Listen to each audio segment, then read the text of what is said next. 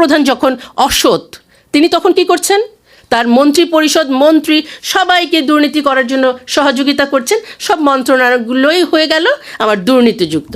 তারপর আমি যে প্রতিষ্ঠানগুলোর কথা বলেছি, পাবলিক সার্ভিস কমিশন, দুর্নীতি দমন কমিশন, এখন এগুলা যখন হচ্ছে, আর স্বরাষ্ট্রের কথা তো বলাই বাহুল্য, আপনি দুর্নীতি করবেন আপনি ছাড় পেয়ে যাবেন, আপনাকে পুলিশ তো ধরবেই না, আপনি জেলে গেলেও ভিআইপি মর্যাদায় থাকবেন, যেহেতু সরকার প্রধান এটাকে অ্যালাউ করছেন। আবার এবার চলে আসেন যে ঋণ খেলাপি করে দেশের টাকা আপনি বাইরে পাঠিয়ে দিলেন, আপনি নিশ্চিন্ত, দুদক তো আপনার পক্ষে আছে, কারণ সেটিও তো দুর্নীতিযুক্ত দন্তবিহীন বাঘ। তাহলে এই যে দুষ্ট চক্রটা, মানে অসৎ নেতৃত্ব থেকে শুরু করে পুরো দেশটাকে জিম্মি করে, আমাদের মতো নিরক্ষর, আমাদের মতো যারা আমরা খেটে খাওয়া, আমরা শুধু দেশকে ভালোবাসি, আমরা একটু শান্তিতে থাকতে চাই, আমরা একটু ইনসাফের বাংলাদেশ চাই, সেখানেই দুষ্ট চক্রের মধ্যে আমাদেরকে ফেলে দিলেন। আমরা চক্র থেকে কি বের হয়ে আসতে পারবো না? দেখেন, আমি আবার বলি, যদি এটাকে এই চক্রটাকে একটু অন্যভাবে বলি, নির্বাচনের একটা দুষ্ট চক্র আছে। এখন মনোনয়ন দেওয়া হচ্ছে কাদেরকে? যখন আপনি অনেক টাকা দিতে পারবেন, ধরেন আমিই দিচ্ছি, আমার তো টাকাটা তুলতে হবে, এই চক্রটা তো তখন আমি চাঁদাবাজি করবই। আমি তো টাকাটা আমার আরও অন্য একটা জায়গা থেকে এনেছি, আমাকে ব্যাক করতে হবে। সুতরাং এই আপনাদের ঘাড়েই, আপনাদের ট্যাক্স দিয়ে, আপনাদের লুণ্ঠন করে, সমস্ত কিছু করে, সমস্ত শিক্ষা প্রতিষ্ঠানগুলোতে আমার আধিপত্য নিয়ে, এবং আমাকে তো কেউ কিছু করছে না, আমি তো নিরাপদ।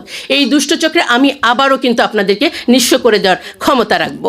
নির্বাচন চাইতেই থাকবো, তার মানে আমরা কখনো যোগ্য নেতৃত্বও পাই নাই, যে আমরা বারবার যোগ্য নেতৃত্ব চেয়ে যাচ্ছি। নতুন বাংলাদেশ বিশ্বাস করতে হবে, কারণ আল্লাহ তাআলা বলেছেন প্রত্যেকটা মুহূর্তই আমাদের জন্য নতুন আশার সৃষ্টি করে, আমরা যেন হতাশগ্রস্ত না হই। কিন্তু যখন নতুন বাংলাদেশে সেই হাদি জীবন দিয়ে দেওয়ার পর, এতগুলো দিন পার হওয়ার পরও সেটার বিচার হয় না, তখন আমি আসলে কেন যেন খুব একটা আশা নিয়ে এগোতে পারি না।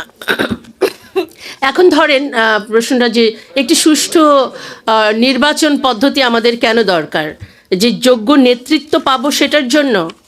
আমাদের দেশের বয়স কত হলো বলেন? কতগুলো নির্বাচন আমরা দেখেছি। একটু ইতিহাসের দিকে আমি আজকে যে আলোচকদের আলোচনা থেকে শুধু কিছু পয়েন্ট পিক আপ করেছি, নাথিং এলস। দেখেন যে কোনো প্রতিষ্ঠানই আমরা ইতিহাসে যদি তাকাই, আমাদের দেশে স্বাধীনভাবে কাজ করতে পারে নাই। যখন যে দল ক্ষমতা এসছে না, তারা এই দেশটাকে তাদের ব্যক্তিগত সম্পত্তির মতো, প্রতিষ্ঠানগুলোকেও তাদের নিজের করে নিয়েছে। এবং ধরেন কেন কথাটা বললাম, যে স্বরাষ্ট্র মন্ত্রণালয় এখন পর্যন্ত আমরা কোনো বিচার দেখতে পাই না কেন? এখানে কারা নিয়োগপ্রাপ্ত? রাজনীতিবিদদের কথা বাদ দিলাম, আমলারা তো আছেন। আমলারা কিভাবে নিয়োগ হয় আপনারা জানেন, বিসিএস, এবং এইটা কিভাবে হয়, বাংলাদেশ পাবলিক সার্ভিস কমিশন। এখন আমি বলছি যে যখন সরকার প্রধান, তখন তারা সবগুলো প্রতিষ্ঠানকে তাদের নিজেদের করে নেন, তখন কি পাবলিক সার্ভিস কমিশনের পক্ষে সম্ভব যে স্বাধীনভাবে কোনো কাজ করা? তো যে কারণে আমলারা সে সরকারকে সমর্থন করে যান। এবং যদি আমি বলি যে পুলিশ ব্যবস্থা, আমরা পুলিশদেরকে কেন নীরব থাকতে দেখি? এখন জুলাইয়ের আন্দোলনটা কেন হলো? অধিকাংশ ছিল ছাত্রলীগ থেকে নিয়োগপ্রাপ্ত। এখন আবারও কোনো সরকার এসে যদি শুধু তার দলীয় অবস্থান থেকে পুলিশ নিয়োগ দেন, তাহলে কিন্তু পরিণতি যা হবার ঠিক তাই হবে। আপনারা কি আরেকটা প্রতিষ্ঠানের নাম শুনেছেন, দুর্নীতি দমন কমিশন? এটাও কিন্তু কিছুদিন আগেও তার ফ্যাসিস্ট আমলে তার যে দলীয় প্রধান দুদকের, উনি বলেছেন আমি বাঘ কিন্তু দন্ত নখরহীন, কারণ আমি কাউকে কিছু করতে পারি না। সে ধরনের প্রতিষ্ঠান দিয়ে কিন্তু আসলে কোনো কাজ চলবে না। তাহলে আমাদের এখন যে নির্বাচন কমিশনগুলোর চেহারা আমরা এতদিন দেখেছি, রেজাল্ট আগে থেকেই নির্ধারিত থাকতো, ব্যালট বক্স আগেই ভরা থাকতো, নির্বাচনের প্রার্থীকে দেখা যেত কেন্দ্রে ঢুকতে দেওয়া হচ্ছে না, এবং প্রার্থীর কেউ যদি ঢুকতো তাকে হয় আহত অথবা নিহত হয়ে বের হতে হতো। আর আমরা তো নিরাপত্তার ভয়ে নির্বাচন কেন্দ্রে যাওয়াটাই ছেড়ে দিয়েছি। তো সেই জায়গাটাতে, এবং মজার বিষয় হচ্ছে মনোনয়ন একটা বিষয়, রাজনৈতিক দলগুলো তারা তো নিজ দলের মধ্যেও যোগ্য নেতৃত্বের জন্য মনোনয়ন দেয় না। আপনারা যারা সম্মানিত সাংবাদিকবৃন্দ আছেন, আপনারা খেয়াল করবেন, তারাই মনোনয়ন পায় যারা অনেক টাকা দিয়ে সেটা কিনতে পারে। মনোনয়ন বাণিজ্য যেটা চলে, এবং এটা ছাড়াও আরও কিছু যোগ্যতা দরকার হয়, মানে পাওয়ার দরকার হয়। কয় ধরনের পাওয়ার? মানে যারা টাকা পাওয়ার নমিনেশন, বাণিজ্যকে কে সবচেয়ে বেশি টাকা দিতে পারবে, কে কত বড় সন্ত্রাসী, কে কার চেয়ে সূক্ষ্ম যোগ্যভাবে কানের পাশ থেকে গুলি করে প্রতিদ্বন্দ্বীকে ব্রেন এফোর করে দিতে পারবে, কে নির্বাচন কেন্দ্র দখল করতে পারবে। আবার নির্বাচন কমিশন প্রধানও কিন্তু বানানো হতো তাদের মতো করেই, যেই রাজনৈতিক দলের কাছে যত বেশি অনুগত তাকেই সেটি বানানো হয়। যুগ যুগ ধরে আসলে আমরা বাংলাদেশে না, মনে হয় এক একটা সময় আমরা এক একটা রাজনৈতিক দলের নিয়ন্ত্রণে থাকছি। শুধু কি তাই, আপনার শিক্ষা প্রতিষ্ঠানগুলোর দিকে তাকান, ভাইস চ্যান্সেলর নিয়োগ হতো কীভাবে? সেটিও কিন্তু দলীয়ভাবে, যে যতটা দাসত্ববৃত্তি করতে পারবে সেভাবে করে, যে কারণে আমরা আসলে স্বাধীন বাংলাদেশ, যদি সার্বভৌমত্ব বলেন তাহলে হয়তো পেয়েছি, কিন্তু রাজনৈতিক যে স্বাধীনতা, আমার নাগরিকত্বের যে স্বাধীনতা, সেটা কিন্তু আমরা আসলে পাইনি, যে কারণে আমরা এই ধরনের টাইটেল নিয়ে আজকে আপনাদের সামনে কথা বলতে চেয়েছি। সুতরাং আজকে আলোচনা থেকে টু দ্য পয়েন্টে কয়েকটা নির্বাচন এবং নির্বাচন কমিশন নিয়ে দাবি তুলতে চাই। প্রথমত, আমরা স্বাধীন এবং নিরপেক্ষ নির্বাচন কমিশন চাই, যেখানে তাদের সদস্যরা হবে নিরপেক্ষ এবং সরকারি প্রভাবমুক্ত। সেকেন্ড, সমান প্রতিদ্বন্দ্বিতার পরিবেশ, যেটাকে আমরা বলছি লেভেল প্লেইং ফিল্ড, যে সব দলের রাজনৈতিক প্রচারণার সুযোগ থাকতে হবে। হাদি কি এই প্রচারণার জন্য তাকে প্রাণ দিতে হলো? তাহলে আমরা পরবর্তী রাজনৈতিক প্রচারণায় যাব কিনা আমাদেরকেও কিন্তু চিন্তা করতে হবে। ভোটারদের নিরাপত্তা দিতে হবে এবং সেটি ভয়ভীতি যেন না দেখানো হয়, এবং মানে নিরাপত্তা, ভোট দিতে যে আমি যাবো সেটা যেন আমি সুস্থ অবস্থায় ফেরত আসতে পারি। গোপন ব্যালট বাক্স তো থাকে, সেটি যেন প্রকৃতই গোপন থাকে, এবং সঠিক ভোটার তালিকা। আমরা জানি যুগে যুগে বহু মৃত ব্যক্তিও কিন্তু ভোট দিয়েছেন। সিসি ক্যামেরার কথা অলরেডি উঠে এসেছে, কিন্তু এটি শুনেও আবার একটু মন খারাপ লেগেছে। সিসি ক্যামেরায় তো আমরা দেখতে পেলাম আমার ভাই হাদিকে কে করলো, কীভাবে কী হলো, ক্যামেরার প্রমাণ পাওয়ার পরেও কী হলো। হতাশ হতে চাই না, আমরা আশাবাদী হতে চাই। আমরা সহিংসতা মুক্ত পরিবেশ চাই, অবাধ গণমাধ্যম এবং পর্যবেক্ষণ। যারা পর্যবেক্ষকরা আসবেন তারা যেন সেই সমানভাবে সুযোগটা পান, এবং গণমাধ্যম। দেখেন, আমরা 5ই জুলাই মানে আন্দোলনের পরবর্তী যে বিজয়, আমরা মিডিয়াতেই দেখলাম কিভাবে করে মিডিয়া দখল হয় একেবারে, এবং কারা করলেন সেটিও দেখলাম। এই নতুন বাংলাদেশে নতুন কিছু দেখছি না, যা দেখার আসলে তাই দেখছি। সেদিনও আমি বলেছিলাম যে 30 বছর ধরেই আমি স্বাধীনতাটাকে খুঁজছি না, আমার বয়স 50, 55, 60, আমাকে কি একই কথাই বলে যেতে হবে? আচ্ছা, ফলাফল গণনায় স্বচ্ছতা চাই, আবারও এটির যে দায়বদ্ধতা যেন থাকে। আইনের শাসন তো আমরা চাই, যে নির্বাচনী আইন মেনে যেন নির্বাচনটি হয়, এবং যদি কেউ অপরাধ করে দ্রুত তার সাথে শাস্তিটি যেন পায়। তার মানে সুষ্ঠু নির্বাচন বলতে আমরা অবাধ, নিরপেক্ষ, শান্তিপূর্ণ, অংশগ্রহণমূলক, স্বচ্ছ নির্বাচনের কথা বলেছি। জাস্ট একটা শব্দ, যেটা যোগ্য নেতৃত্ব নিয়ে কথা বলতে চেয়েছি।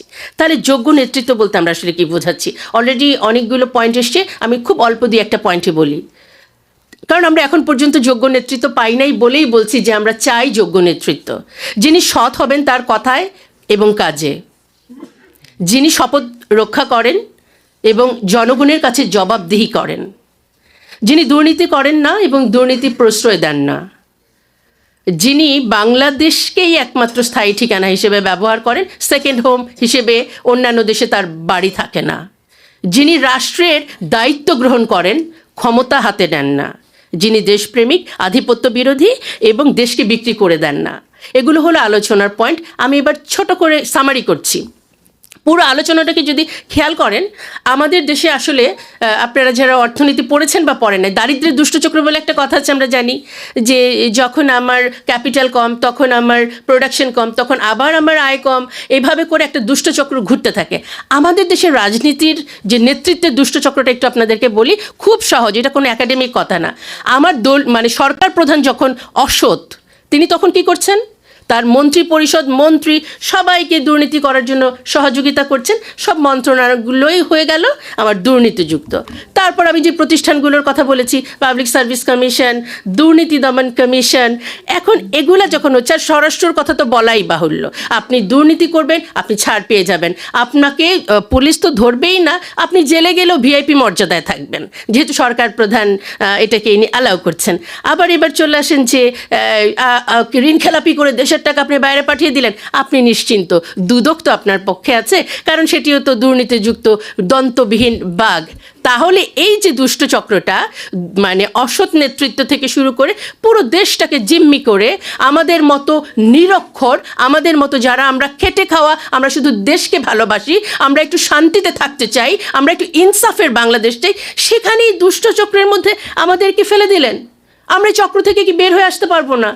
দেখেন, আমি আবার বলি, যদি এটাকে এই চক্রটাকে একটু অন্যভাবে বলি, নির্বাচনের একটা দুষ্ট চক্র আছে। এখন মনোনয়ন দেওয়া হচ্ছে কাদেরকে? যখন আপনি অনেক টাকা দিতে পারবেন, ধরেন আমিই দিচ্ছি, আমার তো টাকাটা তুলতে হবে। এই চক্রটা তো তখন আমি চাঁদাবাজি করবই।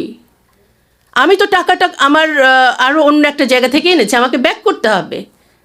সুতরাং এই আপনাদের ঘাড়েই, আপনাদের ট্যাক্স দিয়ে, আপনাদের লুণ্ঠন করে, সমস্ত কিছু করে, সমস্ত শিক্ষা প্রতিষ্ঠানগুলোতে আমার আধিপত্য নিয়ে, এবং আমাকে তো কেউ কিছু করছে না, আমি তো নিরাপদ। এই দুষ্টচক্রে আমি আবারও কিন্তু আপনাদেরকে নিঃস্ব করে দেওয়ার ক্ষমতা রাখবো। তাহলে এই যে দুর্নীতির আবার একটা দুষ্টচক্র আছে।